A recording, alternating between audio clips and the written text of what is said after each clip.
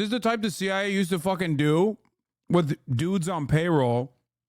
Now dumbass like debate lord fans do it for free to anyone that they ostensibly see as like a leftist. Doesn't that sound exactly like a fucking concerned chatter? Like literally the dude I just banned half an hour ago. It's like, hey man, I'm really concerned because I feel like you're bad for the left. I'm a leftist and I actually hate Hasan because he is actually terrible for the cause. Verbatim. Obviously, like my impact is nothing in comparison to MLK. I'm not comparing myself in that situation. I'm saying that like nowadays, the impact of the people that think are doing like important work for the left is softened.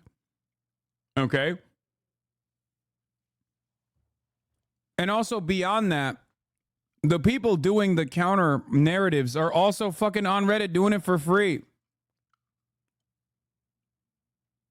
Supercut of evidence showing King committing adulterous acts, sexual encounters with his girlfriends and mistresses. The letter calls him a, quote, dissolute, abnormal, moral imbecile, abnormal animal, a beast.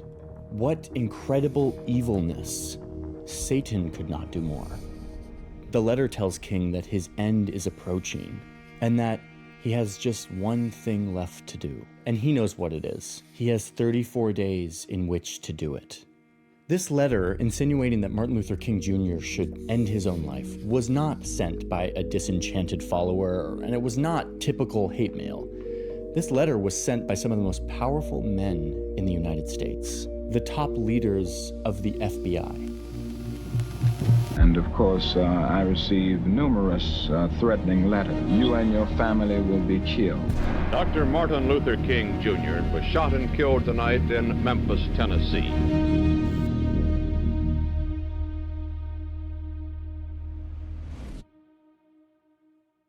More than half of Americans don't buy the official account that a lone racist gunman was behind the death of Martin Luther King on that day in Memphis in the late 1960s. That number is more like 88% for Black Americans. Those who don't believe it include the ones that were standing next to him when it happened. They include his family. An exhaustive congressional investigation found that King's murder was, quote, likely a conspiracy. But there's actually a lot more to the story than who pulled the trigger. And thanks to recently declassified documents, thousands of them that we've been going through, we can now shed a light on the FBI in the 1960s, what they were up to, and what that teaches us about who really killed Martin Luther King. Before we move on, a quick note from our sponsor. Sponsors allow us to do these deep dives where we spend months and months looking at FBI documents. So thank you, Incogni, for sponsoring today's video. We live in a world that is full of junk mail and spam calls and all kinds of predatory stuff on the internet. This world is made possible by the shadowy industry of data brokers that try to collect all of your information, where you live, what you like to do on the internet, how old you are, and sell that information on an open market. Incogni is your way out of this system. I think we'll You sign react. up for Incogni and you give them permission to go out and request on your behalf that you be taken off the data broker list. There are hundreds and hundreds of these lists that our names are on. And with Incogni, you can start the process of getting yourself off these lists. And then Incogni immediately starts sending out a bunch of requests to take me off these lists. And I can see on my dashboard how many requests they've sent out. It blew my mind. It's literally hundreds. And then they keep you updated on all of the progress that they're making to take you off these lists. Sometimes they have to request multiple times and work through the request. You don't have to worry about any of it. Incogni does this for you. I'm learning that I'm not just on like corporate email lists, but now I'm on like people search lists, that my data and browsing history could be used to jack up my Okay, here's Incogni. You'll get a big discount, like 60% off when you sign up using the link. Thank you, Incogni, for sponsoring today's video, for supporting our journalism. And with that, let's keep going on this story about MLK. So, in the You will regret ethical reacting to this? No, I won't. late 1960s, I love here in- Johnny Harris. I will never regret ethical reacting to Johnny Harris. He's my fave. Johnny Harris is my problematic fave, okay? My man said he's like investigating the MLK assassination conspiracy. Like my favorite thing is when he just like describes stuff that's like pretty basic, but he describes it like the story becomes his fact-finding journey more so than the subject matter that he's discussing. His style is his style is undefeated. Okay, I love him.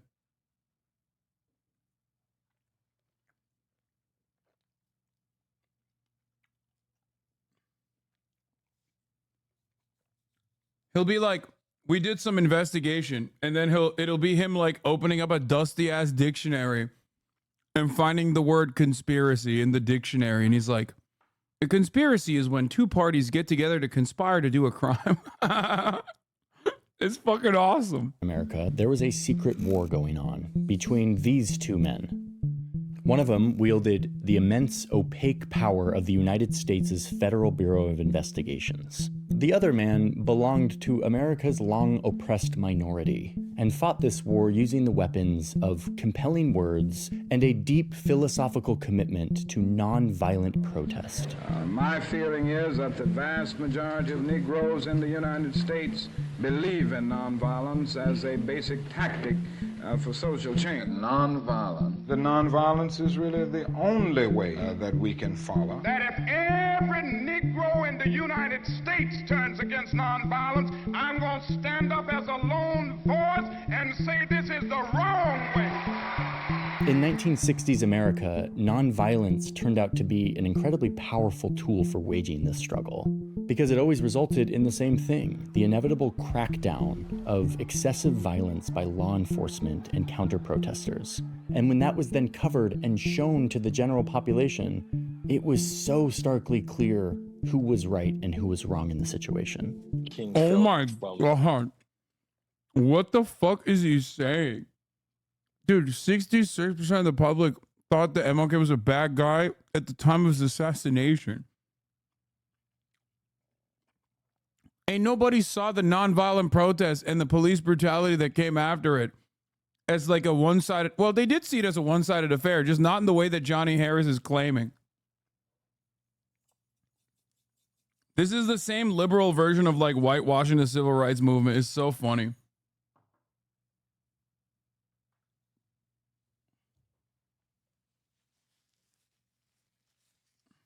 Strategy in terms of changing the hearts and minds of America. Watching young boys and girls and teenagers and adults be beaten, posed, shot, murdered, maimed for simply wanting to exercise their rights as citizens. These images were very powerful.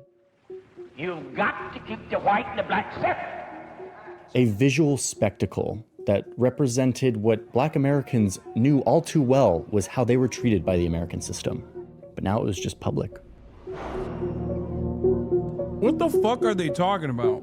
King led 40,000 to protest segregated buses for over a year, resulting in the desegregation of public buses in Montgomery, Alabama. He went to the most segregated city in America to lead sit-ins in segregated restaurants and lunch counters. Protesters would peacefully kneel in churches and libraries. They marched on City Hall. And King would always get up with his powerful, stirring words to remind these protesters about the importance of their core philosophy. We go back to the buses. Let us be loving enough to turn an enemy into a friend. Nonviolent protest against injustices and indignities experienced. That the idea that you were going to bludgeon your enemies or destroy your enemies into some form of solidarity where it wouldn't just be permanently armed camps, he thought was an illusion. Persistent illusion that we constantly make. That's one of the objections about militarism, that it's based on a fantasy. King and many of these protesters were arrested. From jail, King wrote a letter about why he was leading these demonstrations in Birmingham. August 1963 letter. Good thing there wasn't any other more radical activists at the time that had radically different approaches to the same subject matter that even this guy may have hypothetically worked with. MLK, I mean, you know. Like it was just, it was MLK, and the only thing he said was just don't be violent. This is literally the liberal version of what conservatives do when they're like, MLK, famous for saying, I have a dream. Don't yell at white people. This is the liberal version of that. It's just like Republicans will always be like, yeah, remember when he said, I have a dream that white people and black people are equal, which means like, shut the fuck up about racism. That's what his dream was. This is the liberal version of that, which is like, yeah, MLK, famous for only saying, please don't do anything violent. Actually, being violent is just as bad as being the police.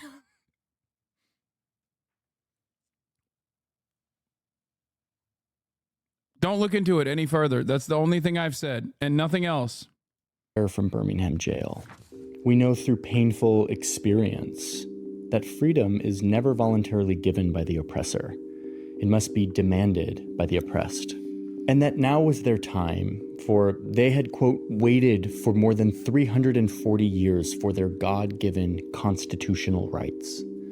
This is the only way to change what was the status quo in America, where vicious mobs lynch your mothers and fathers, hate-filled policemen curse kids.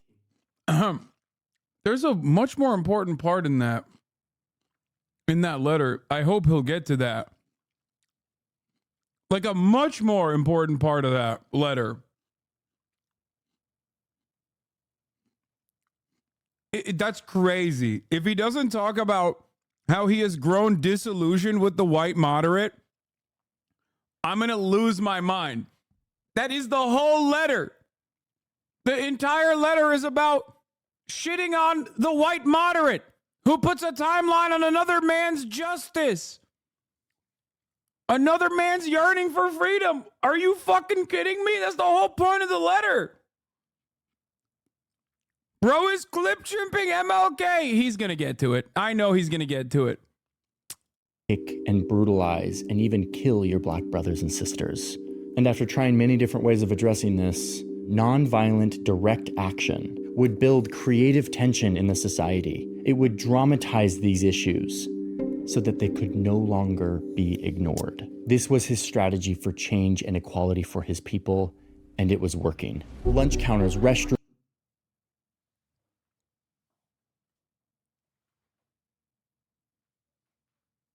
I'm sorry, what?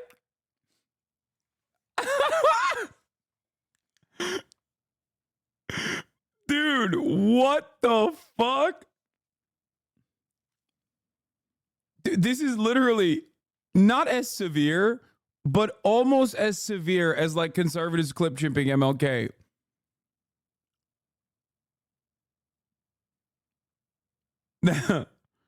What the fuck? You don't know MLK like John, bro, pipe down. No, he did some deep investigations in this video. Rooms and drinking fountains were desegregated across Birmingham. And as King predicted, check my last mod, auto mod too spicy.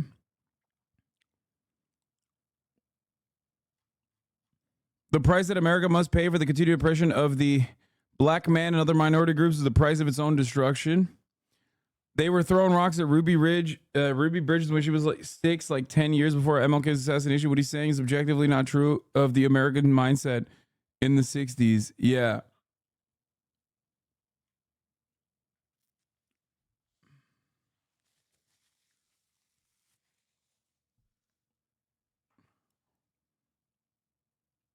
Johnny Harris has more Emmys than Better Call Saul. Why do you have to remind me of two grave mistakes committed by this institution?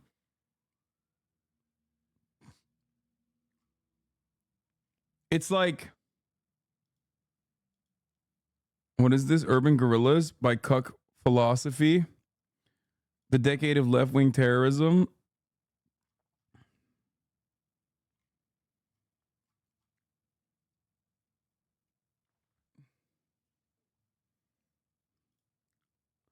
That's crazy, man. I can't believe people are...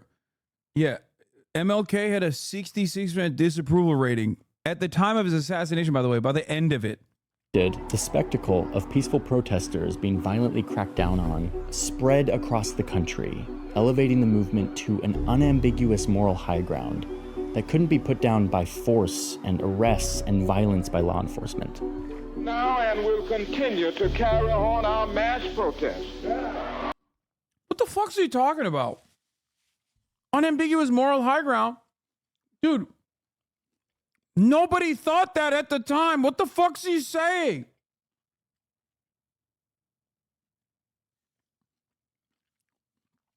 Do people really think if you just watch enough black people get their heads beat in, you stop being racist? Yo, this is, okay, at first I was like, okay, this is liberal revisionism, but this is borderline, this is ahistorical. What he's describing, it did not happen. It demonstrably did not happen. I don't understand why he's saying these things that did not fucking happen. The notion that liberals were like, oh, damn, I can't believe black people are getting their fucking heads bashed in by the cops. I'm reconsidering my opinion on what we must do with this whole civil rights thing is literally identified in the letter for Birmingham jail, the part that he did not describe. That's crazy. Like, the part of the letter that he clip-chimped out is the part where MLK is clearly talking about the white moderate, unironically looking at bashed in black protesters engaging in an act of civil disobedience and going, is the right time? Is this the right time right now? What the fuck do you mean, bro? Literally, this is like a matter of historical record, okay? He was imprisoned as a participant in nonviolent demonstrations against segregation, and he wrote this letter. The letter that he actually highlighted parts from about nonviolence features this very important part.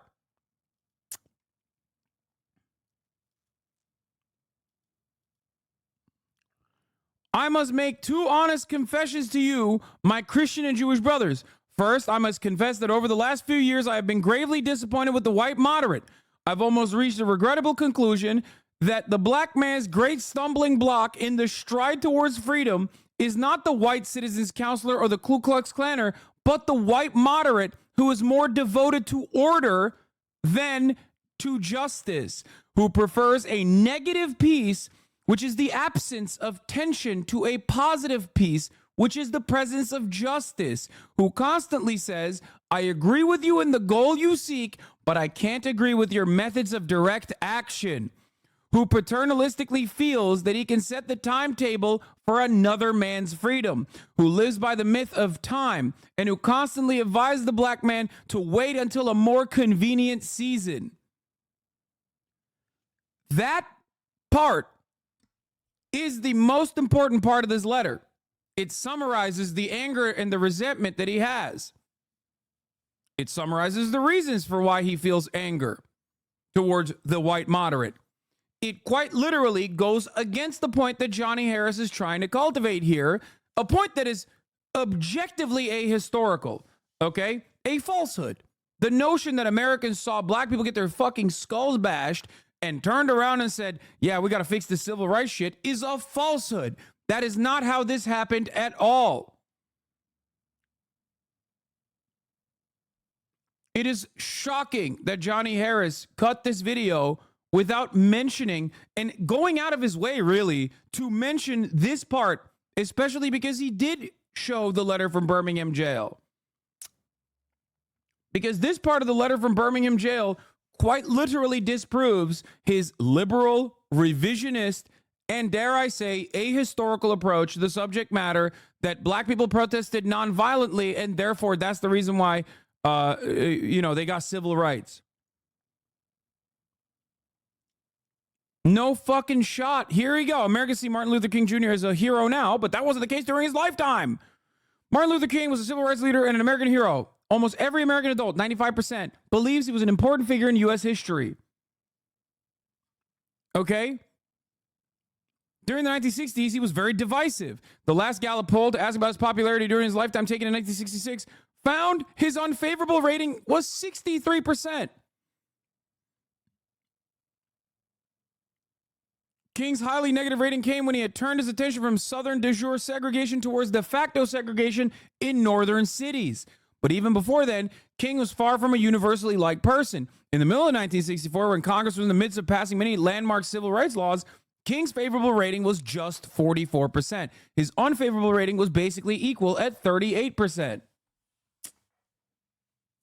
It was not, thank you, yes, it wasn't white pity that led to the success of the civil rights movement, but black activist persistence. And it was black activists that persisted beyond MLK's methods as well, for the record. Sometimes violent methods.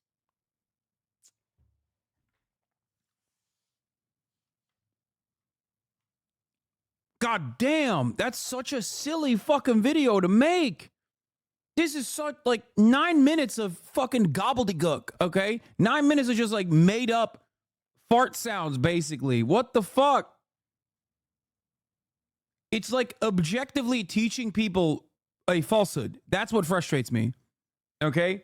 Because this is objectively wrong. What he's describing isn't just like, oh, I'm taking the parts of MLK that I care about. This is unironically ahistorical. You are educating your audience on falsehoods.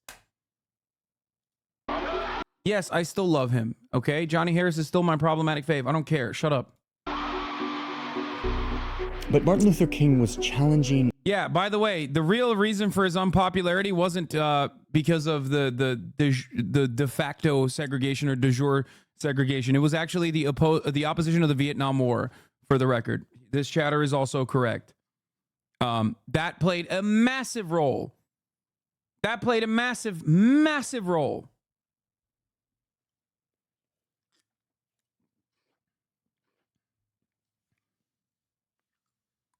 An old entrenched system. And when you disrupt a system like that, you create enemies. Either you give the Negro his God-given rights and his freedom, or you face the fact of continual social disruption and social chaos. His enemies included those that you would imagine, like the Ku Klux Klan, whose leaders allied with local police in the South and who stated that killing MLK would eliminate all racial problems in the South. You also had pro-segregation groups like the White Citizens Council, who tried to convince the federal government that King's growing movement had communist connections. But it wasn't just these overtly bigoted groups. His enemies also included business owners, real estate developers, landlords, employers. It did, by the way. It's just funny that, I mean, it did, but it is also very funny that, like, that was back then a major way to, like, stamp out any kind of protest, and it still is. It still is. All of whom benefited from the status quo, discrimination in hiring practices, housing, and mortgages. Then, of course, there was a whole bunch of lawmakers and governors, most of them from the South, almost all of them from the South. But among King's enemies was a Department of Justice agency that was powerful, whose job it was to protect Americans and to enforce the laws of the country. J. Edgar Hoover served as the agency's director. FBI building houses the Bureau's Washington headquarters. That's a dramatic way. That's quite a phenomenal way to describe what the FBI does. Yeah, protect Americans from what? Black people? Yeah, the FBI protecting Americans from, you know, desegregation. And like labor rights.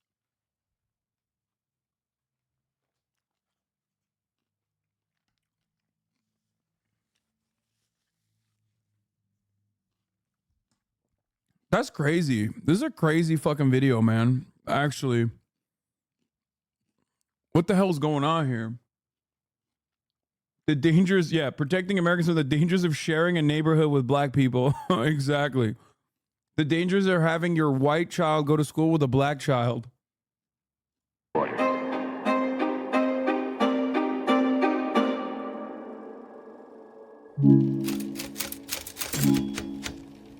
So remember, it's the 1960s, it's the Cold War. There's an obsession with finding communist sympathizers, anyone who is sympathetic to our big enemy, the Soviet Union. And the director of the FBI at the time was named J. Edgar Hoover. He would be the director of the FBI for like decades. So as King's movement grew, Hoover became suspicious that the movement wasn't a grassroots rising up for equality and racial justice, but rather a communist plot to sow division in American society. So it's 1963, Martin Luther King and his followers are planning this massive march in Washington, D.C. Yeah, if J. Edgar Hoover wasn't simply mistaken, you know, if he knew that it was just about racial equality, I'm sure he wouldn't have come after Martin Luther King like that.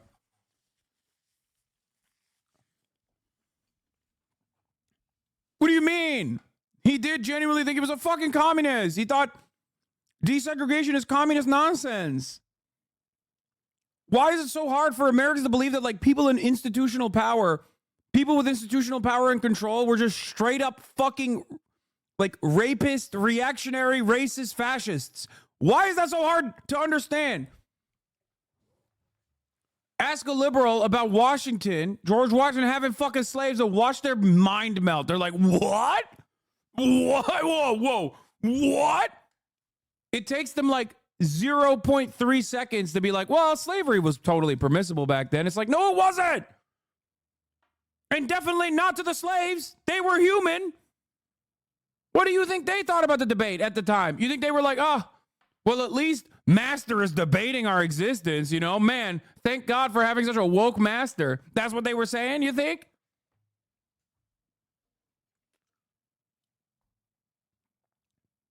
It's like so funny that this is the attitude. It's like, just say it, dude. J. Edgar Hoover was a closeted gay man, or maybe trans, I don't know, but he was definitely a closeted queer man who was also simultaneously a massive racist. He was a fascist.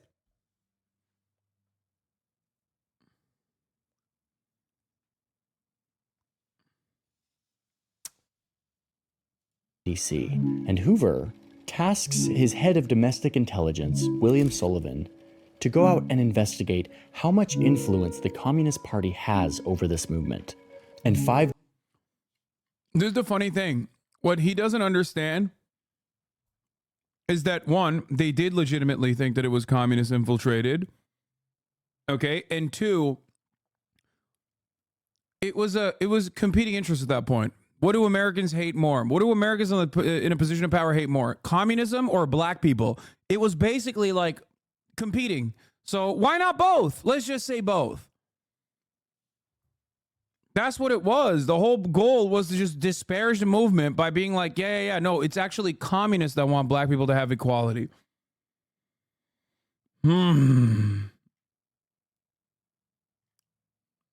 It's so odd. How dare you disrespect the Quantico cyclone? Jesus Christ. The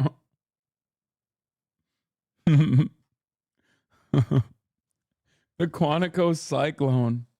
What'd that tongue do, J. Edgar? Just writing prose to MLK.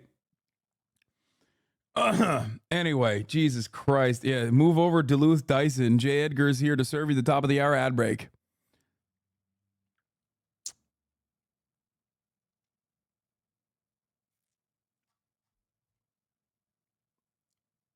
This is akin to a CIA whitewashing video. Top of the hour secret operations. Okay, well, I already served the top of the hour ad break, so you got.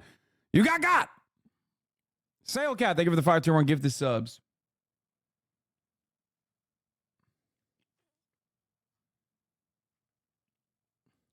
Also, I just want to point out that there's nothing wrong with communist infiltration. Many of our beloved figures that have also been whitewashed, revolutionary black liberation movement leaders, were all out and about communists. You never hear about it, though. Martin Luther King was a fucking socialist. You never hear about that, though, either. So, like, technically, they're not wrong when they're like, these guys are infiltrated by the commies. Yeah, they were. days before the March on Washington, Sullivan delivers this report.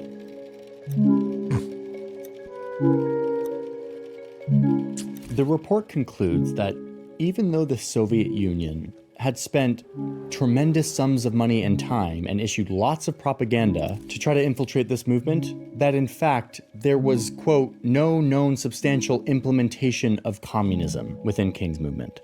The movement was about racial inequality in America, a real pressing issue. Communism had nothing to offer and nothing to do with it, says this report that was delivered to Hoover 5 days before the March on Washington. But you can see right here, Hoover didn't like it. You can see right here at the bottom of the memo, this is Hoover's handwriting in this declassified document. It's kind of an angry moment. Communism's influence on King isn't infinitesimal, as Sullivan's report had concluded. Sullivan says that Hoover was so mad about this that he stopped talking to Sullivan for months. Sullivan had to, quote, change our ways or we would all be out on the streets, give Hoover what he wanted, or risk the consequences. And what Hoover wanted was King to be tied to communism so that he would have an excuse. Like, for the record, just so people understand, there were ideological socialists, Marxists, open communists in every aspect of the civil rights movement. What they're looking for here is infiltration from the USSR, which they did not find conclusive evidence for. They're commies in the same way that dumb fucks call me a commie, okay? They were, and they definitely were actually the same level of socialist that I am, both in practice and in theory. The only difference is some of them got whitewashed post-mortem and are now, in order to be celebrated as a hero, they had to be whitewashed, MLK being one of the more prominent examples.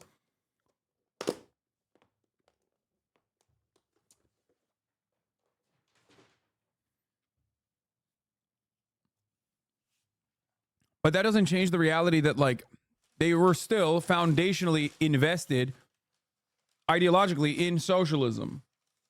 Used to spy on him. 99% of people, unfortunately, they don't go to their boss and say, you are a horrible affront to human decency. I will quit this job rather than carry out your directive. They go and they do their job. They say, oh yeah, you were right, boss. And soon, the FBI would give him exactly what he wanted. They called it the March on Washington for Jobs and Freedom. In the lead, Martin Luther King. Today, many of these people are receiving millions of dollars in federal subsidies not to farm, and they are the very people telling the black man that he ought to lift himself by his own bootstraps. Determination that the American society shall have no rest until it is.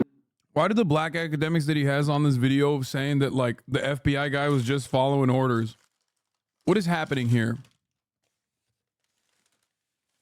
What the fuck is going on? Actually. Yeah, dude, the FBI guys were just simply following orders. That's why they were like, oh, I guess if J. Edgar Hoover says so. Like, they weren't personally fucking invested in the project of dismantling any kind of black liberation movement. What the fuck is happening here? A society of free men, whatever their color. Where they will not be judged by the color of their skin, but by the content of their character. 2 days after the March on Washington, Sullivan begins his repentance process by delivering this memo from W.C. Sullivan, August 30th, 1963. Sullivan, who again just produced this big report saying that King had nothing to do with communism, has changed his tune just a few days later. Turns out that the Communist Party does wield substantial influence over black people in America. And that in light of King's powerful demagogic speech, oh, and by the way, the demagogic speech he's talking about is this one. I have a dream. King now stands head and shoulders over all other black leaders in the country, that we must mark him now as the most dangerous black person in the nation from the standpoint of communism, race, and national security. The plan would be, according to Sullivan, to completely discredit him, to, quote, take him off his pedestal. The thing is, they were kind of stuck. They didn't have a great plan for putting down this movement. King had achieved the moral high ground, and so they needed to fight morality with morality. This is so funny. Dude, what the fuck? There's like 100 different things that both the FBI and the CIA were engaging in, like COINTELPRO and numerous other infiltration operations. Like, what is happening? No, man. They tried every avenue, including being like, he's a communist. Except the difference is that, like, the difference, of course, is that, like, I think Johnny agrees with the scourge of communism. So he's not saying that it was like, he's just saying, like, oh, no, don't worry. Like, MLK wasn't a communist. Don't worry, guys. He wasn't a gross communist. Yeah, J. Edgar Hoover was based on that front.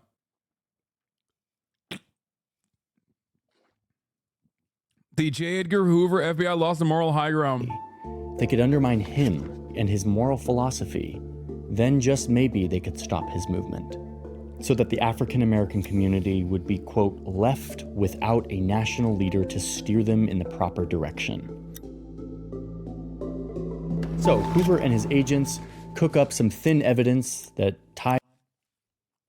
No, man. No.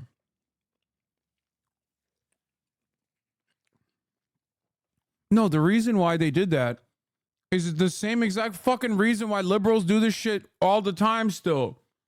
He's a hypocrite. They did this to Bernie.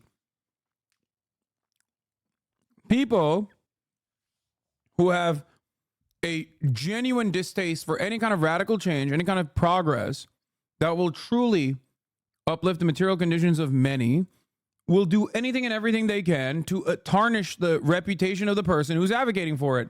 Because they hate that he's advocating for those things, because he's going to wake up other people. And if enough people wake up, they're going to demand change themselves. Now, you might either hate the notion of change, or you might genuinely despise what happens when this change occurs because you don't want to live around black people or whatever the fuck, right? But ultimately, that is what happens. They're just doing what they haven't ever stopped doing, really. The whole principle behind him being called a communist was also this. It's literally about trying to destroy the reputation of a person by hitting every fucking avenue they can. They're like, oh, you're a hypocrite. Oh, you're seen as a morally, you're seen as like a moral being. Well, guess what? We're saying that you fucked people. Like, we're saying that you had sex. Yeah. You're a hypocrite, by the way. Reverent, and wants to advocate for... wants to advocate as a reverend for social change, except he's fucked. Martin Luther King to communism, and they get approval from the Attorney General to spy on King. But what they don't tell the Attorney General is that they're not actually looking for communism. There is no communism here, and they know that. What they're looking for is whatever they can get to take him off his pedestal.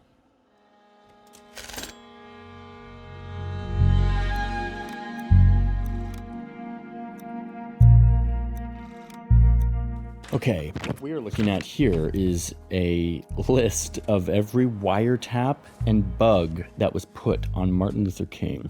Side note, whenever I see these big blocks of... Yeah, bro, FBI was hate watching MLK, okay? They were pocket watching, they were hate watching my man, they couldn't find anything, so they were like, hey man, you fucked. Please kill yourself. Redacted text. I just have to know, like, what could have been so juicy that they had to black it out? Like, we're already looking at, like, the sins of the FBI, and there was something even more secret that we just will never see. Too bad. We're looking at wiretaps, which is basically the ability to listen in on phone conversations at a variety of locations. There's his home in Georgia, and then there's a couple hotels in California. There's a home in New York City, and then there's a bunch of microphones. Microphone, or bug, is just when the FBI trespasses into someone's space and puts a microphone that then records everything that happens in that space. So you see them doing this at the Willard Hotel here in Washington, D.C., hotels in California and Hawaii, hotels in New York City. So the main tactic here was to follow MLK as he traveled around the country and to bug and tap his hotel and telephone and spy on everything he said, every person he talked to. Here in the middle of all of these memos, you have this handwritten note to the director saying, obviously these are particularly delicate surveillances. We should be very cautious in terms of non-FBI people who may from time to time necessarily be involved in some aspect of installation. Like, we gotta really keep this under wraps because it is totally... Genuinely confused what the hell y'all's problem with Johnny Boy is? What exactly is he saying that's wrong? What are you talking about? Were you not here for the past like half an hour? He literally just he said objectively wrong things. Like, I'm not even talking about like liberalism, law, whatever. Like, he said objectively wrong things. Like, people actually decided that black people had the moral high ground during the civil rights movement. Like, that's not correct at all. That is ahistorical. At the time of his death, he had a 66% disapproval rating. It's just a complete falsehood. The civil rights movement did not find success because white people were like, oh man, I can't believe how much like these cops are beating the shit out of black people. Here's some sympathy. Now we can do some legislation. That's wrong. And a part of why that's so wrong is, I think, the particularly egregious offense that he committed, which was clip chimping MLK. He used his letter from Birmingham jail, where Martin Luther King is literally talking about how disillusioned he has become with the white moderate, so much so that he thinks white liberal moderates who say, now is not the time, or I don't like your methods of protest, are a bigger hurdle to finding any kind of emancipation than a Klansman. That is... What the fuck? What is happening? Sad chatter, are you fucking stupid? Hi, Hasi. I don't know anything. Just curious. Please don't be mad. I'm sorry.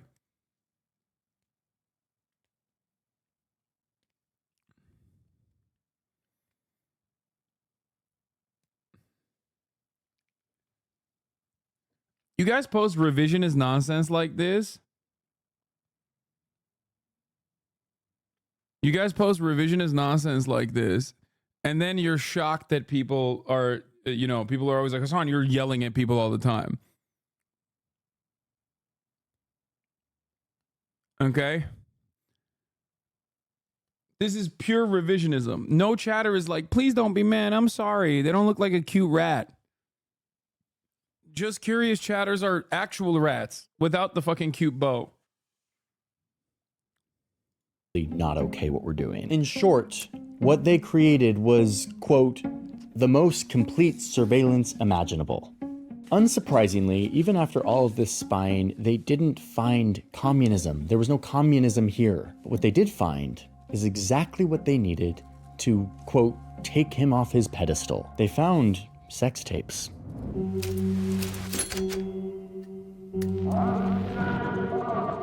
These FBI documents that were declassified a few years ago contain the summaries of what the FBI agents say that they heard on these tapes.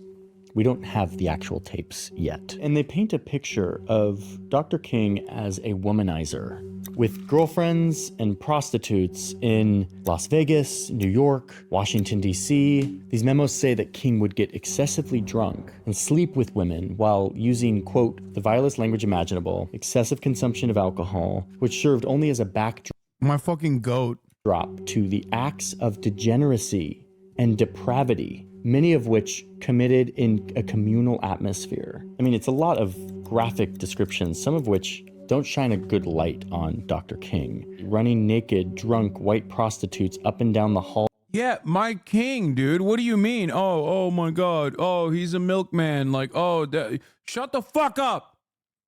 That's the king, okay? Respect. He was laying down the fucking law, dude, okay? He's putting the fucking hammer down. Don't even come at him. You come at the king, you best not miss. Yeah. Yeah, he did. He had a fucking dream and he was fulfilling it. How about that? Halls of a hotel in Las Vegas.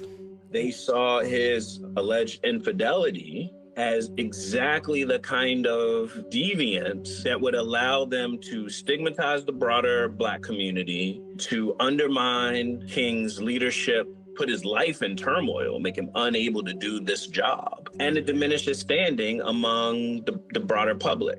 This surveillance, which again was supposed to be about communism connections, was used to gather a whole swath of ammunition for this war, where Hoover and Sullivan were trying to knock King off of his moral pedestal, to undermine the morality that made King's movement so powerful and unstoppable. It's so funny. It's just like irrelevant nonsense. Oh, you're making a valid point about segregation? Well, guess what? We think you've had sex with white prostitutes. Please kill yourself. It's like, bro, that is not the point here. Also, technically, he wants to fucking eviscerate miscegenation. I mean, not eviscerate miscegenation, sorry. Eviscerate anti-miscegenation laws. So, like, he's literally putting into practice what he is advocating for. Fuck you mean?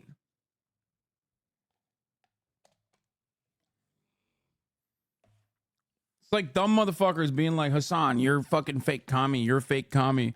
After all, you have a business. And it's like, yeah, it's a cooperative, dumb fuck. I'm putting into practice what I preach.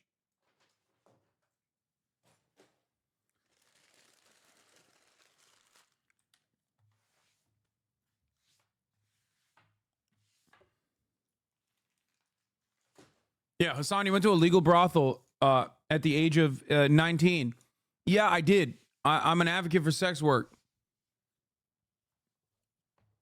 But wait, really quick, we can't really move on before we talk about how to think about this evidence. And we struggle with this a lot. We talk to... All I'm saying is, have you seen Sydney Sweeney? Have you seen Sydney Sweeney? There it is. That's it. That's it. It's like crazy. What do you mean? Like, let's say there's a Sydney Sweeney type situation, whatever the Sydney Sweeney is of like the 60s. Like, what are you going to do? Be like, oh, I'm sorry. No sex for me, please. No, that's not happening.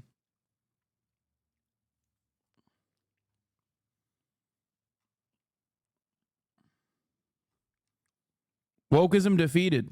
A lot of different people with different views on how they interpret this. And here's my take. Okay, these documents. Yeah. Sorry, no pussy for me, please. I'm a socialist.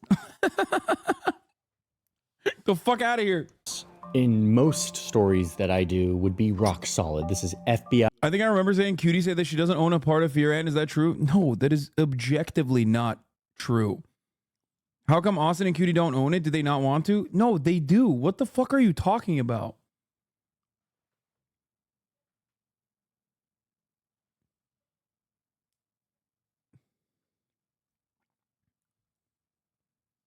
She must have misspoke. You fucking listened to what you misunderstood what the fuck she was saying. She said she didn't sign any legal papers. Yeah, I mean, but she still owns it. The fuck? Dude, that's crazy, bro. Not only did you fucking literally misunderstand, but then you came in here and were like, how come she's not a owner? Please pull up the Maoist guy tweeting about how a true Maoist, you have to be celibate. AI intelligence declassified. Bro, this is what I mean. This is what I mean. This is what I mean. This is what I mean. This is what I mean. It's like, I don't even need, there's no need for the FBI, okay? There's not even need for haters, really. I have my own fucking parasocial random chatters that are like 20-month subscribers that are like, guess what, dude? Don't know about that. Yeah, look, your community's your biggest shooters, low key, 100%. Yeah, we got the Federal Bureau of Incels in here, dude.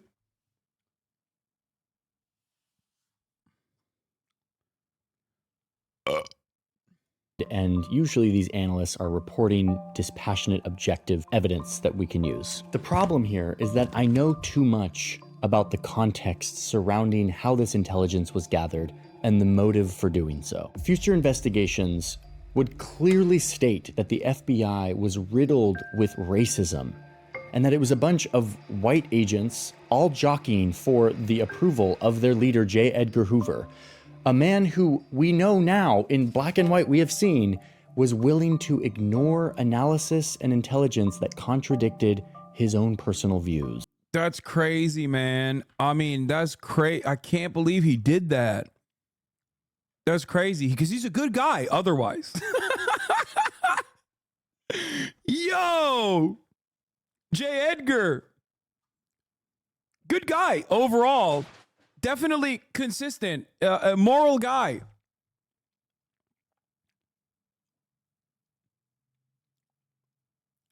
What do you mean, man? He's not a good person. He's a racist.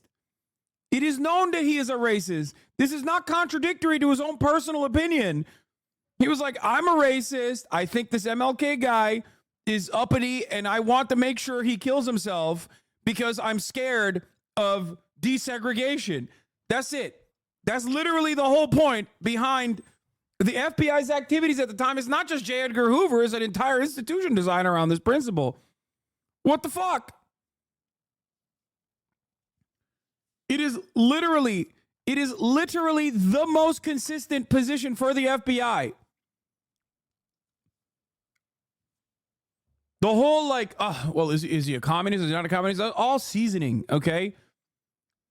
Also, it comes with this like weird secondary proposition from Johnny Boy that like if he was really a communist, like if he was like collaborating with like outspoken communists, that somehow it would be fine that J. Edgar Hoover was like trying to find blackmail. Like, oh, we phone tapped him and we found out that he is actually fucking, I don't know, reading the Communist Manifesto or something to his Snow Bunny lovers. So it's fine. It's fair. The investigation was fair and balanced. Like what? Who gives a fuck?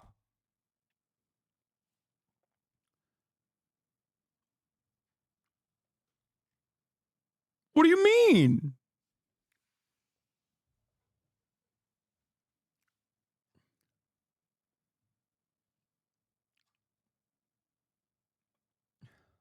And he was willing to drag the entire Bureau along with his theories. Disagree. That is the whole point. What? What? What are you saying? Bro, does Johnny Harris do investigations about like the FBI one essay at a time? Like, does he not know what the FBI has done before, after, during the same time frame? What the fuck is he doing? He just said J. Edgar Hoover was the bad apple in the FBI, dragging the rest of the FBI along on this thing where they were like, yeah, dude, this is literally, this would be akin to being like, Adolf Hitler was the bad apple, okay? They investigated whether the Jews were actually involved with communism, found out that some Jews were actually, as a matter of fact, trade unionists and communists themselves, you know, and, you got to put those guys in concentration camps, obviously, but Adolf Hitler then took it one step further. Okay, there were capitalist Jews that he also locked up in concentration camps, and then he dragged the rest of the National Socialist Party along, even though the National Socialist Party simply just wanted to make Germany great. What do you mean? What the fuck? It's all bad, okay? The entire fundamental plank of this institution is bad. What the fuck do you mean J. Edgar Hoover dragged the rest of the FBI along? Yeah, they were all like super woke at the time. They were all, the FBI was like, sir, Mr. Hoover, sir, we got to tell you, like, this whole attacking MLK stuff is really bad. Why? Well, I watched on TV cops beating the shit out of peaceful protesters, and I grew a conscience, and I decided maybe the segregation stuff isn't fucking sick, you know? Sir, please don't. Sir, please don't make us do this. Is that what happened in the FBI according to this assessment of history? Was there anything else going on with the FBI except for this?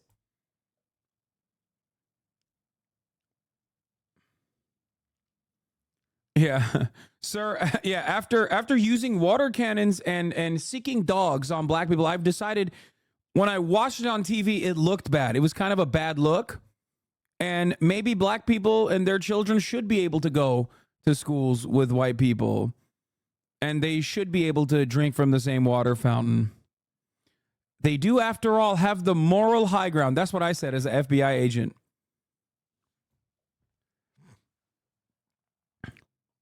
Once again, a liberal is seemingly focusing on perceived hypocrisy as the greater evil more than being racist as fuck. Yeah. Agreeing with him meant being out on the streets. The agency would produce what he wanted to hear, or there would be consequences. So when I read these reports from agents who go out with the mandate to collect evidence that will knock Martin Luther King off of his pedestal, I have kind of a hard time trusting. Bro, this dude literally is like, well, I read through the documents, okay, at the International Criminal Court. And a lot of these guys, these prison guards, they're just prison guards. They think that they are jailing bad people, right? And they were saying that they are just following orders. So should they be executed? It says it right here. They're just following orders.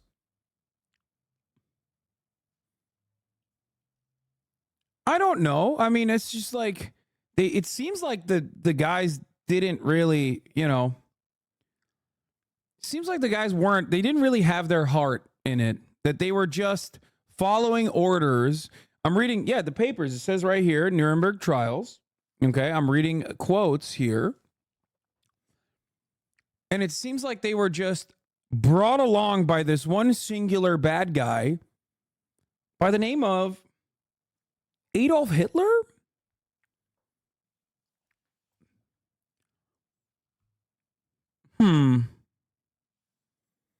There's some interdepartment drama going on. CIA guys talking mad shit about FBI. Not really. He's not even. If he was a real CIA guy, this is how you know he's not CIA. If he was a real CIA guy, he'd be fucking ripping the FBI a new asshole.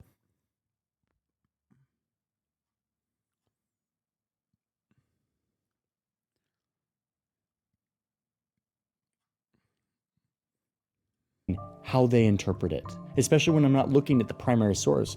I'm looking at agents' interpretation of audio recordings. These aren't transcripts. These are summaries. They're not visual. They're audio. And to me, they're tainted.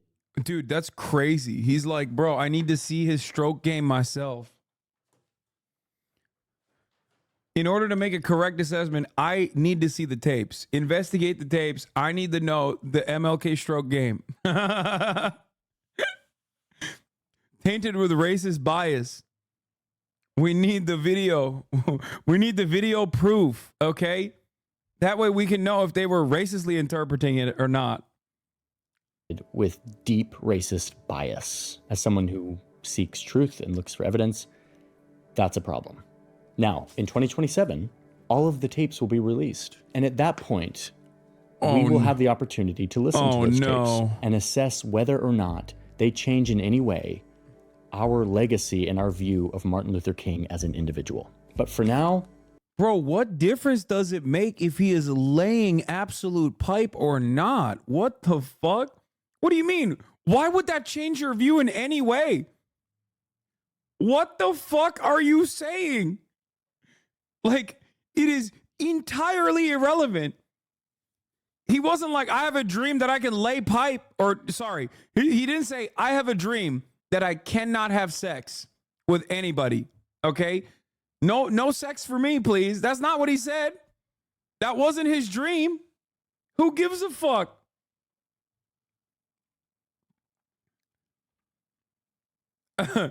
There's no way. He's like, yeah, maybe we'll see that he was cheating on his wife. And this will tarnish our view of him. Okay, maybe you. I don't give a fuck. This is the same fucking like dumb fuck Frederick Douglass bullshit. Okay, the dumb fucks that are like, Frederick Douglass like left his black wife. It's like, who cares, man? What do you mean? What the fuck are you doing? What are you doing? Like, yeah, I found out MLK cheated on his wife potentially as a reverend, and now I think segregation wasn't so bad after all. Yeah, if all of your conversation hinges on the aesthetics of like MLK having the moral high ground, okay, then yeah, potentially this might tarnish your opinion of him. And also, it's not even moral high ground due to like his advocacy, due to what the situation was and what he wanted changed, but the moral high ground simply because he was a non-violent protester, only because he advocated for non-violence, by the way, and nothing else. Oh.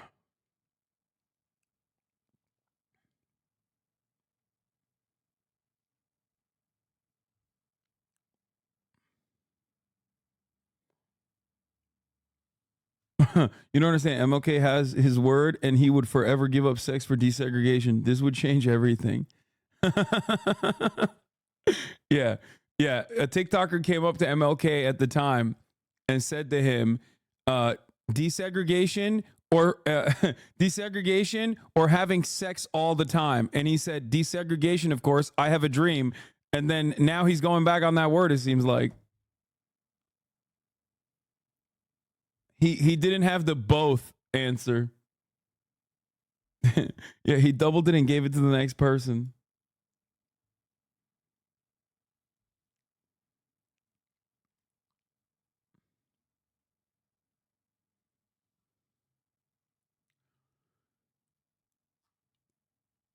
This is not conclusive evidence for me of anything other than the abuse of power at the FBI.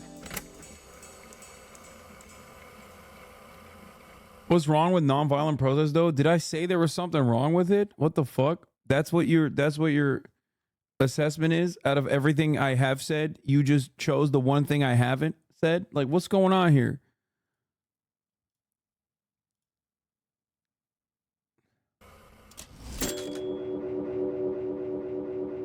So it's 1964.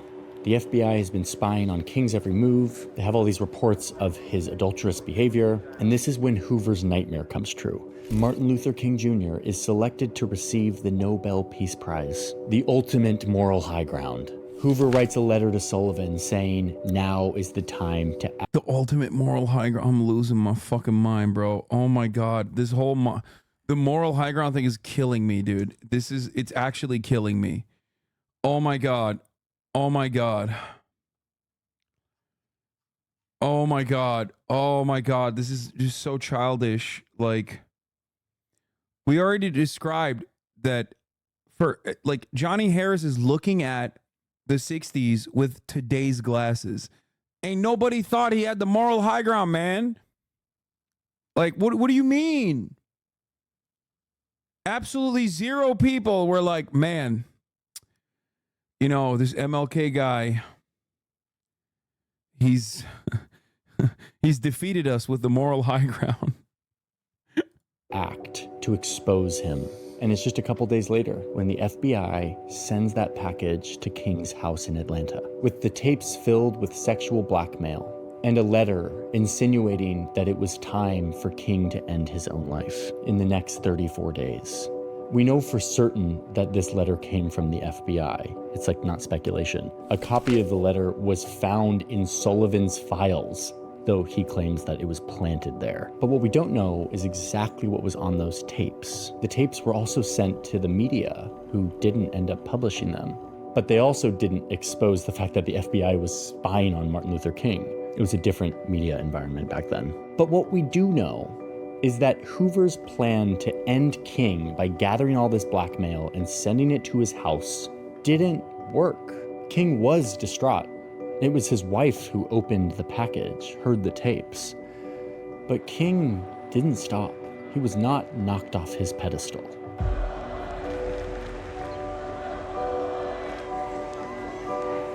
King continues to Oslo. He receives his prize. Suddenly, he's Person of the Year on the front of magazines, and he continues to lead a variety of social justice causes.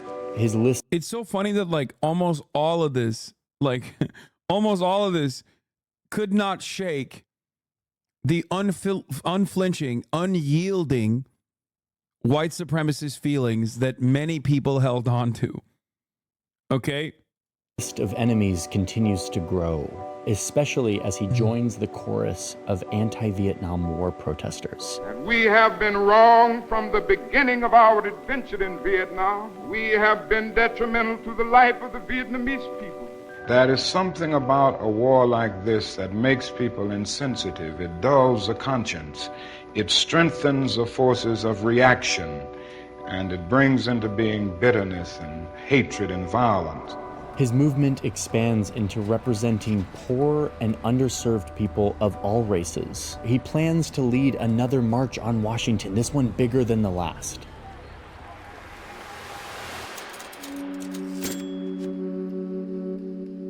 About a month before this next big march on Washington was to happen, King was in Memphis, Tennessee, supporting the strike of mostly black trash collectors, protesting the lack of safety standards and their low pay. And that night, Martin Luther King gave his last speech. We've got some difficult days ahead, but it really doesn't matter with me now. Yeah, anti-Vietnam War was another famously popular view back then, with the moral high ground. Yeah. The New York Times editorial board literally wrote a piece being like, you should stay on your own lane. You're disparaging your movement by talking about this whole like anti-Vietnam War nonsense. Another pivotal achievement for liberalism in the shining beacon of democracy, the United States of America. From the paper of record, the Gray Lady, the New York Times, the editorial board writing an article specifically calling out Martin Luther King to be like, hey, worry about your own shit. We were kind of fine with you talking about black people, but like now you're talking about this like anti-Vietnam War shit, but like we fucking kind of like that. So why don't you, worry about the civil rights stuff? Like anybody, I would like to live a long life. Longevity has its place. But I'm not concerned about that now. I just want to do God's will. And He's allowed me to go up to the mountain. And I've looked over and I've seen the promised land. I may not get there with you, but I want you to know tonight that we as a people will get to the promised land.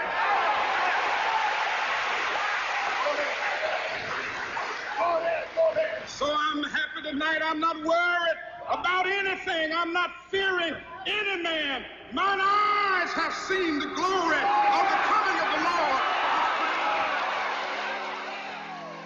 That night he returned to his hotel, staying in a room that he stayed in so often that it was actually named after him. What the fuck's going on with the audio? And at 6:01 p.m. on April 4th, 1968, while he was standing out here on this balcony, a single shot rang out, hitting King in the jaw.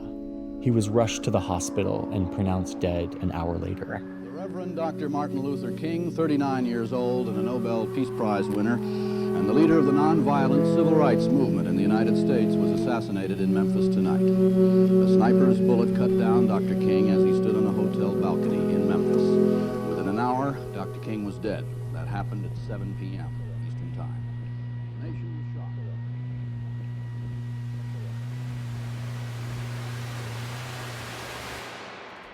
By the way, MLK's assassination conspiracy explained 26 minutes, and we have only now talked about the assassination. He didn't explain shit.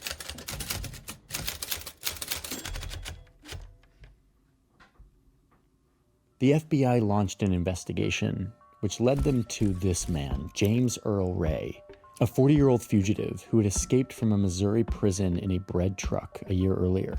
Ray had rented a room across the street from King's Motel earlier that day. Ray allegedly aimed and shot his rifle from this bathroom window. Shortly after the shooting, Ray fled to Canada, then England, then Portugal, and back to England. His end goal was a country in southern Africa called Rhodesia, which is modern-day Zimbabwe. But he was apprehended at the airport in England and sent back to the United States, where he was arrested. He said that Ray was carrying 2 Canadian passports and a fully loaded pistol when he landed at London from Lisbon. He immediately pleaded guilty. That's crazy. Back then, you could just have a fully loaded pistol on your hip on a fucking airplane, you know? Back when America truly was free. That's what happens with DEI initiatives, folks. You know, DEI, like letting black people drink from the same water fountain as white people. And now you can't even bring a fucking pistol. Now a white man can't even bring a goddamn pistol on board with on the plane with him. Crazy. Presumably to avoid the risk of the electric chair. And then he was sentenced to 99 years in prison. 3 days later, Ray went back on it, saying that actually, no, he didn't kill MLK, claiming that he was set up, that he was a part of a larger conspiracy to kill King. Those close to King didn't accept the official explanation that Ray was the lone gunman who did this. Perhaps they were all too familiar with the horrifying tactics used by the United States government to spy on, intimidate, discredit, and threaten Martin Luther King. Over the course... Gee, I wonder how the escaped convict got a hold of 2 Canadian passports all on his lonesome with zero help from the feds. Dude, how dare you? This guy was a big-time Rhodesia fan, okay? He knew all about Rhodesia and how to get there. After all, I mean, he was quite industrious, right? He was able to escape on a bread truck. In the course of reporting this story, we opened up a lot of rabbit holes when it came to the conspiracy theories surrounding this assassination. We wanted to really confront them and try to understand what evidence exists and what evidence doesn't, and what is valid and what's not. The lack of faith in the FBI and scrutiny into this case has revealed some pretty significant holes in the explanation, some unexplained things, fishy circumstances, destroyed evidence, timelines that don't add up, witnesses that contradict the real story. A lot of things that make it hard to accept that a 40-year-old fugitive could pull off a sophisticated assassination in one shot and escape through 3 countries. But the investigations done since then have concluded that it was Ray who fired the shot. This includes the House Select Committee, a congressional investigation. Don't worry, guys. The FBI investigated itself and found that, no, this guy wasn't connected.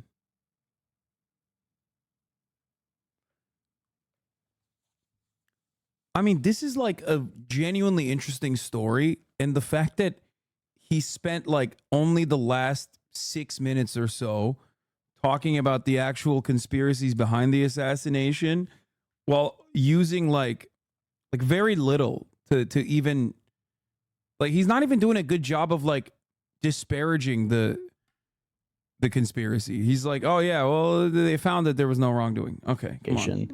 That concluded that Ray did it, though they say it was likely a conspiracy, that there were other people involved, funders, though they say it wasn't the government. The King family continued to sue and search for answers. Then in the 90s, this man comes forward and says that he was a part of it, that he was given money to hire someone to kill King. The King family took him to court under a wrongful death suit. It was a civil case, so there wasn't any like jail time. The jury concluded that the assassination was a conspiracy that included others, including government agencies. But to be clear, this lawsuit from the 90s with this guy named Jowers was not a legitimate piece of proof for this. It didn't include a real defense, and it didn't include any consequences. There was a symbolic $100 payment to the King family. But what it did is shine a light again on the fact that a lot of people aren't satisfied with the official story of who killed Martin Luther King. The fact is that even after all of these lawsuits and investigations and a mock trial that was like live on TV, there is no conclusive evidence that ties the FBI or any other government agency to the assassination of Martin Luther King. And I'm saying that as somebody who feels like it wouldn't actually be outlandish that the FBI did this. After all, the next year they showed.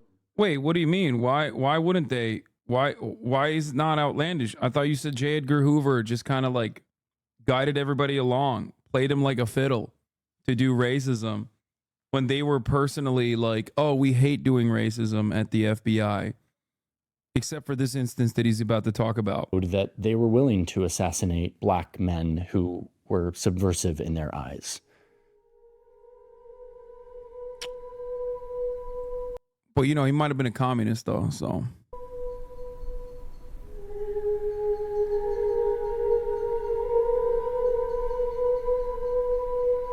We know that there were threats on King's life that they did not share with him. We know that they didn't insist on protecting him the way that it is their obligation to do so. One of the only reasons to have an organization like that is to protect people who are subject to secretive threats and conspiratorial action. They didn't. Yeah, no, totally. The FBI famously very good at dealing with death threats. They don't just like give you a fucking phone call and are like, hey, you have death threats, by the way, if at all. And then maybe in a hypothetical scenario, you're like, what do you mean? Okay, what are you going to do about it? And they're like, oh, nothing. Yeah, that's the goal of the FBI for sure, is to protect American citizens from death threats. Do that. After looking into all of this, really grappling with it, understanding the reality of the FBI at this time, I think the real reason why people think that the government killed Martin Luther King is because, in a sense, they did. What I've shown you today, all of these FBI transcripts and evidence from the 60s, is rock solid proof of one thing. J. Edgar Hoover and his bureau of powerful, unelected men wore their badges of justice and then used their power to threaten the life of Martin Luther King. They did so the moment they saw a black man getting too powerful and threatening the power that they relied on to keep themselves on top, and they couldn't stand it. Hoover and his FBI used the sacred levers of justice given to him by the American people to carry out a personal racist vendetta against King and his movement. A movement that used morality and words and ideas and nonviolence to try to level the playing field for the oppressed class in this country. But to Hoover, all he could see in this was a black man that was threatening his power. You know, I would say that the FBI certainly did, help to set the atmosphere around King, that he was someone who was dangerous and who was trying to destroy the country, to help solidify the way public opinion began to turn against him. Not only did that congressional report find that racism was rife at the FBI, but they also note that the FBI's campaign against Martin Luther King didn't end after he died. When Congress was discussing whether or not to make MLK's birthday a national holiday, the FBI sent people over to lobby the Congress to vote against it. Yeah.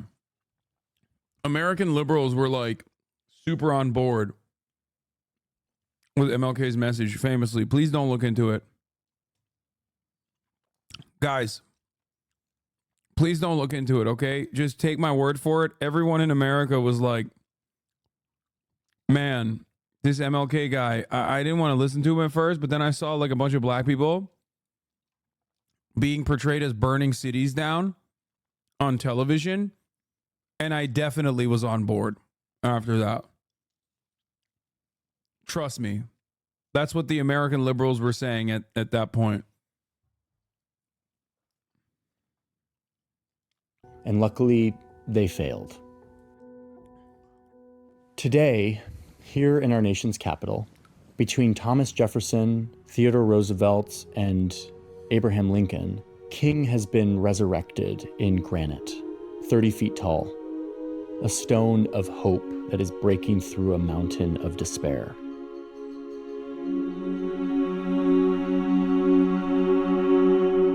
And yet, Right down the road, not too far away, is the headquarters of the FBI, a building named after J. Edgar Hoover, commemorating a man who professionalized the Bureau during the Cold War, who fought against organized crime, but who was also the architect of racist corruption and governmental overreach, not just against King, but also against many American people. He implemented widespread domestic spying, including on politicians and presidents. He had dirt on them, the power to blackmail, the power to control. He hijacked the most powerful tools of justice to attack the movement that... No, he didn't. He did not hijack the most... Bro, what the fuck? If he hijacked it, why is he on the fucking building as a name? Why is his name on the building if he hijacked it? Do you think the things that you're seeing here in this YouTube video, the FBI is not aware of? Bro, what the fuck are you saying? He didn't hijack it. That was what it was designed to do. He was very good at it. Like, what if, dude, this is literally being like, Adolf Hitler was the singular only Nazi. Nobody else. No other Nazis, okay? Just like they were all being led astray. He hijacked the tools of the National Socialist movement, okay?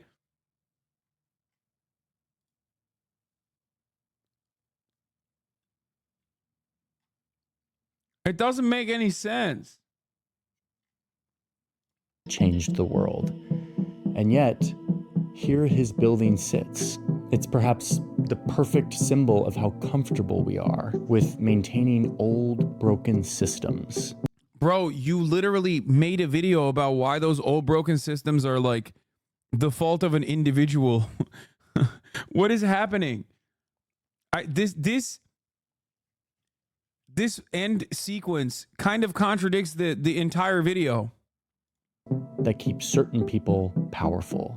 How we let those structures remain in our capital, in our streets, in our politics, in our memories, and in our minds.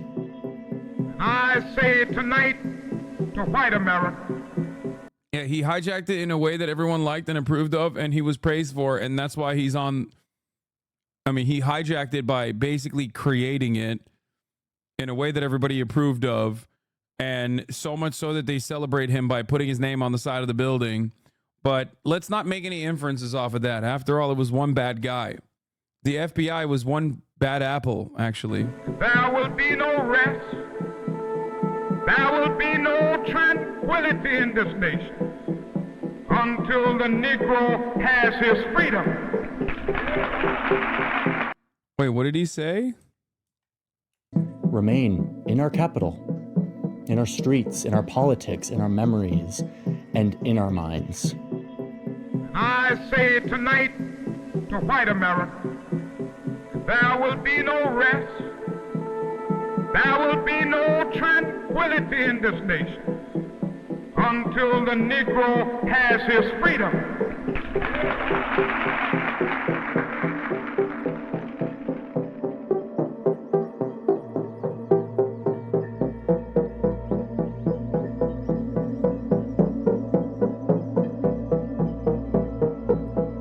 Man, this video was awesome. What a fucking bad video. Shocking. Actually shockingly bad. Actually, surprisingly. Even for Johnny, it's like, I don't know. Maybe, I mean, I'm sure the reception is phenomenal. Would really like more videos about Hoover. He's probably the closest thing to a tyrant the USA has ever had, and we've never taught about the way he tried to ruin the lives of perceived enemies against the best interests of Americans. Man probably deserves his own video. The really scary thing is all those entities are still at work today with even more technical tools and weapons. Hideo Kojima taught me that J. Edgar Hoover was a well-known racist. Just thinking they wrote that letter tells you how disgusting the FBI and CIA is. All in all, this was an incredibly tragic loss, especially for the King family, but also for America. Well done, Johnny and the team, for presenting this in such a beautiful yet respectful way. Sometimes when I watch stuff like this, you explained MLK change and message better than most high schools in America. Yeah, sometimes I watch stuff like this and I think to myself, like, am I wrong? Like, I don't get it. Like, what do these people see in a video like this? Because this was 26 minutes of straight up like the exact same thing you hear in high school, I assume, right? I didn't go to high school here. But I feel like this is precisely how they teach it. Like MLK, only famous for being, only having the moral high ground. That's what it was. And they hated that he had the moral high ground. It's like, no, man, they hated that he was advocating for desegregation. He had the moral high ground because he was advocating for desegregation, which at the time didn't mean anything because the overarching sentiment from the population was, fuck that, actually. We don't want it. Which is ironic because that still is the sentiment. People get bullied and ridiculed and sometimes even maybe quote unquote assassinated, who knows, allegedly, when they do actually shake up the system in this way. Because as MLK, you're misinterpreting in a weird way the video. Okay, there are people in this chat who also see it that way.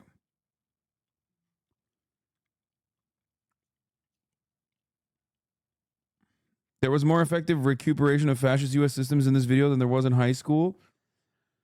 Like, what do you mean by this? Like, I'm not misinterpreting what he said. Like, one of the fundamental flaws that I have with this video, one of the fundamental flaws that I have with this video is that there was no space in it for the top of the hour ad break, which comes at the top of every hour, right? I mean, that's the thing. And if you no longer want to see those ads, all you need to do is subscribe. You think it's a mid-video. Why do you think it's a mid-video then? If I'm fundamentally misinterpreting what he's saying, I really want to know why you think it's a mid-video. They didn't show MLK stroke game. Is that why it's a mid-video? Like, what's happening? What is the real reason why it's a mid-video if you disagree with me and you think I'm fundamentally misinterpreting what his main point was?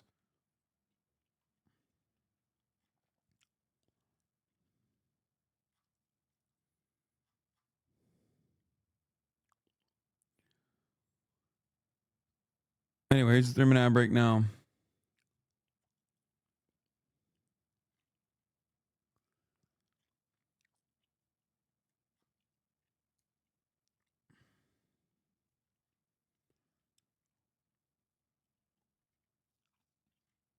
I think you overanalyze what Johnny say. Why do you think it's mid?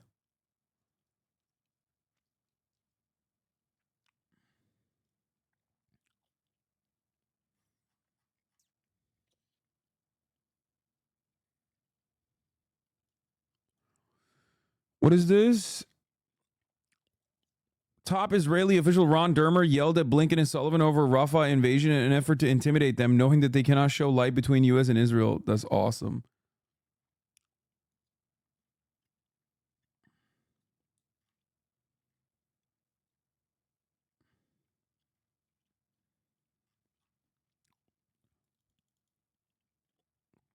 If you guys thought this video was good, then please go read MLK's letter. This video skipped a lot of it to make the narrative fit. MLK was not against violence. He supported it. He said it was a reaction to the state failing to meet the ends of people.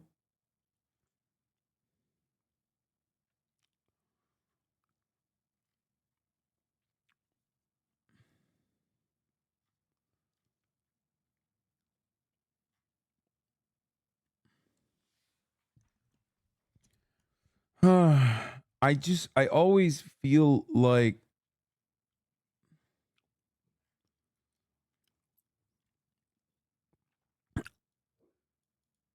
the government literally lost, settled out of court saying they acted in it. Lol, this is inaccurate. Or if it is, please provide a source.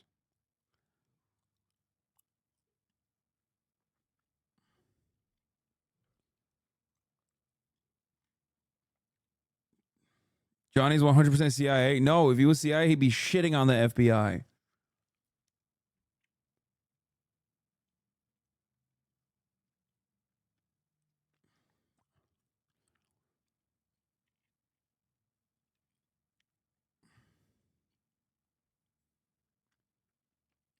Do you think there's any particular reason why Johnny made this video now of all times? I don't know. Fucking, he's filling content. What do you... Okay, you're now overanalyzing every comment of the video. I wanted to see how people see it. I like to look in I like to look at things from the eyes of others every now and then. Okay? That's why I look at the comments.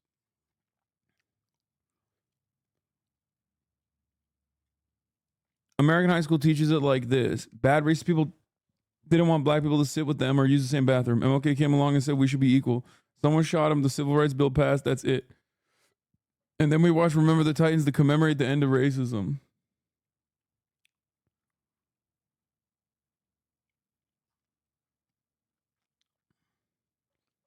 Do people not realize you're a political commentator? No.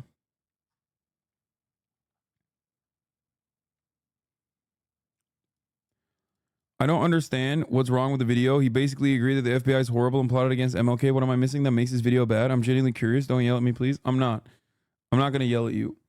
I will describe it one last time for everybody who doesn't understand my criticism of the video.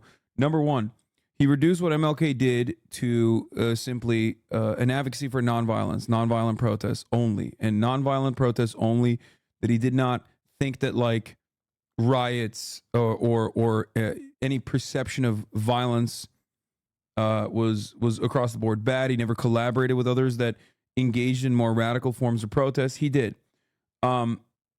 Understandable to mention his nonviolent tactics, but it's silly to say that he had the moral high ground due to his advocacy of nonviolence, and therefore people actually came to terms with his movement, when that is not the case. That is objectively false. That is ahistorical. Okay? It's not correct. The American population did not actually see MLK's movement as a good thing. The broadest subsects of the population did not. Okay? That's number one. He also then reduced the FBI, which was not just conducting this anti-Martin Luther King operation. It was conducting many operations against any and all groups that they found to be communist or a threat to American hegemonic power. He reduced that to just like J. Edgar Hoover's obsession with MLK as like a singular racist guy. Okay? This is also false. The FBI as an institution was designed to do exactly what J. Edgar Hoover wanted it to do. The notion that it was one bad apple, a singular bad apple, J. Edgar Hoover, is ridiculous. It's ridiculous. The idea that all of these FBI agents were just simply following the rules, following along with J. Edgar Hoover's narrative and his goals and interests because they didn't want to get fired is also ridiculous. He made it seem like all the FBI agents were simply being racist because J. Edgar Hoover wanted him to be racist. He also, more importantly, because this undermines the ultimate point that he was making, clip-chimped the letter from Birmingham jail. In the letter from Birmingham jail, Martin Luther King talks about his anger towards the white moderate, the liberal. The white moderate being a greater obstacle to emancipation than even a Klansman. Why does he think this? Because he recognizes that the white moderate, in the letter from Birmingham jail, is creating more obstacles while also simultaneously acting like they are on board with the emancipation of black people. That directly undercuts Johnny Harris's argument that white people actually loved MLK because he was because his nonviolent movement was being confronted with police activity and people actually felt bad about black people getting their skulls bashed. That personally is, at that point, it's like a lie by omission. I mean, actually, it moves beyond a lie by omission. It just is an outright ahistorical assessment.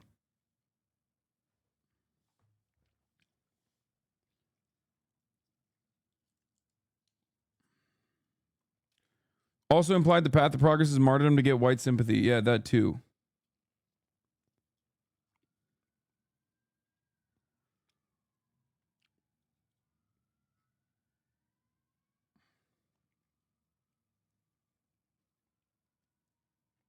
Anyway.